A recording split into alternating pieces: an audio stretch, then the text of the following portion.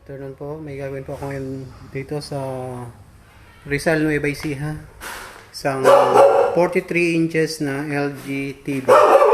So, saksak ko po muna. Ito po ang TV.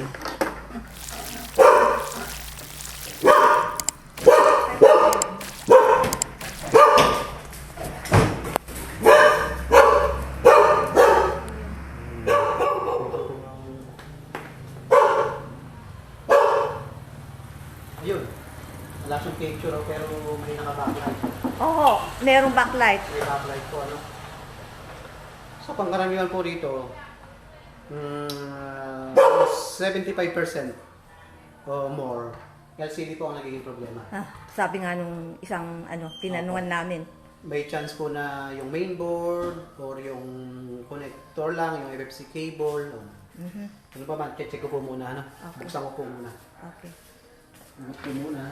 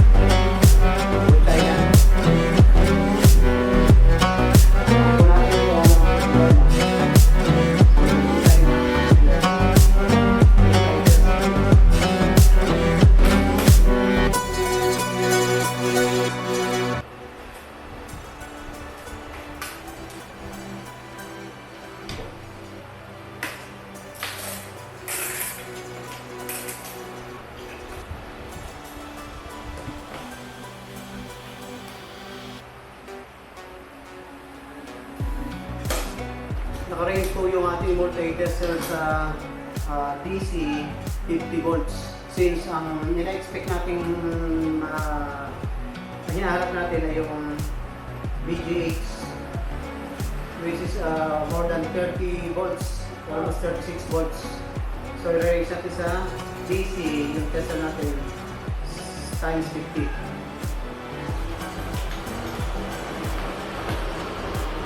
Then ground it.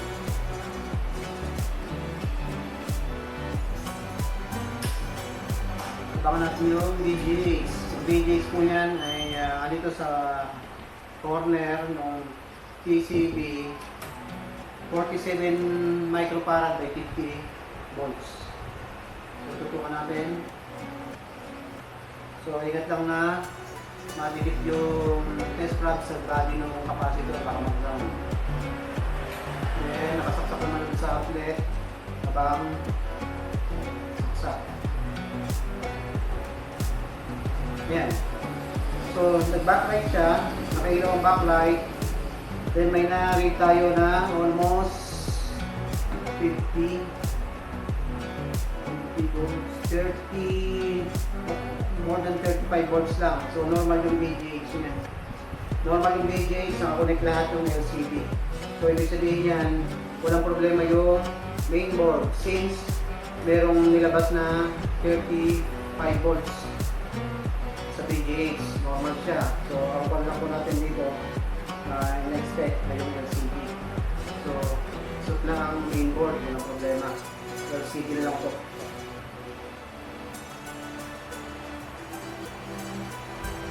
Connect po muna natin. Yeah.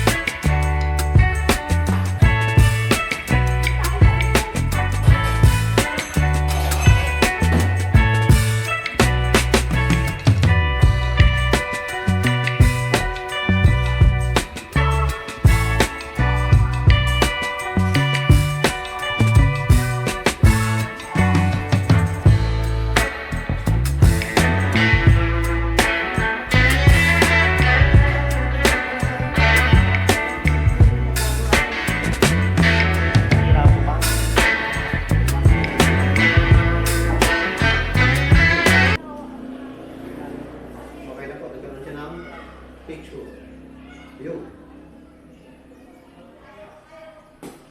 Ganun ba yan? So, ibig sabihin talaga ang LCD po ang problema. Kaya nung palitan po natin ng LCD, ayun po yung pinagpalitan niya. After na mapalitan, ito na po yung bagong LCD. So, nag-normal na po, ito yung mag-video na. Tingnan natin.